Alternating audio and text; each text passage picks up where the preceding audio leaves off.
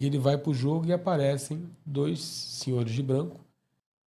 Entre agora na Vebet, link no primeiro comentário. Jogue com responsabilidade. A Vebet é regulamentada pelo governo federal. Foi o cara mais complexo pro bem e pro mal. Não é pro mal dele, na verdade, né? Ele era um jogador de uma força absurda, uma qualidade.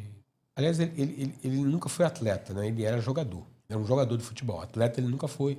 Ele sempre lutou contra o problema com peso, né? E sabe o que a maior tristeza que eu tenho do Jobson é que quando ele estava com a cabeça boa, fizeram uma sacanagem com ele lá no mundo árabe. Ali poderia ser a mudança na vida e na carreira dele? Ele estava... Assim, é uma coisa que tem que ser dita.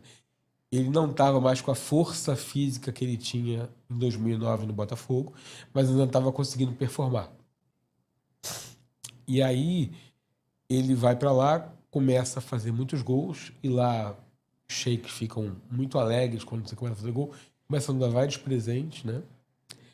E aí ele entra numa fase ruim. A bola começa a não entrar.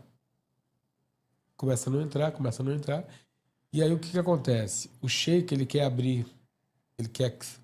Isso não é com o Jobson, isso é com qualquer jogador, treinador, e ele não quer pagar. A gente tem várias ações da FIFA aí, de ex-treinadores brasileiros que não recebiam na saída, e jogadores. E aí eles propõem a ele, na época, uma passagem de volta de primeira classe, que ele possa levar todos os presentes que ele havia ganho, que eram muitos, mas não pagar a rescisão trabalhista, o resto do contrato. E ele não concorda, e aí ele é afastado do time, e ele procura o Marcos Mota, né? E o Marcos Mota, aí, quando ele não concorda, ele chega em casa à noite, tá só os objetos pessoais que ele havia trazido do Brasil do lado de fora, a porta com a fechadura trocada, e tiraram o intérprete dele. Ele mal falava português, quanto mais inglês, e árabe muito menos. E o Marcos Mota começa a dar um apoio para ele, e aí ele vai, você lá é obrigado a ir para o jogo, mesmo que você não esteja relacionado. E ele vai para o jogo e aparecem dois senhores de branco para fazer o exame de antidoping dele no camarote dos jogadores. E aí é um negócio muito esquisito. E aí ele é orientado a não fazer o exame, que aí você tem a dúvida. E aí, só que, infelizmente, a FIFA referendou o que o tribunal árabe lá colocou ele como estava dopado, porque ele se recusou a fazer o exame. E aí manteve a condenação, ele foi obrigado a ficar suspenso.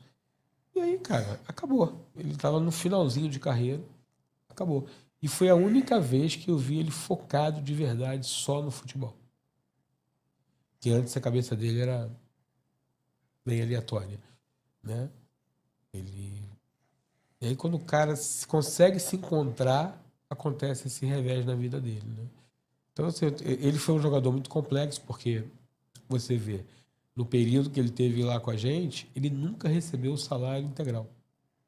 Sempre com 40% de multa, que é o máximo que a lei permite você. Por causa de atraso, essas coisas? Atraso e outras coisitas mais. Entendeu? Me deu bastante trabalho.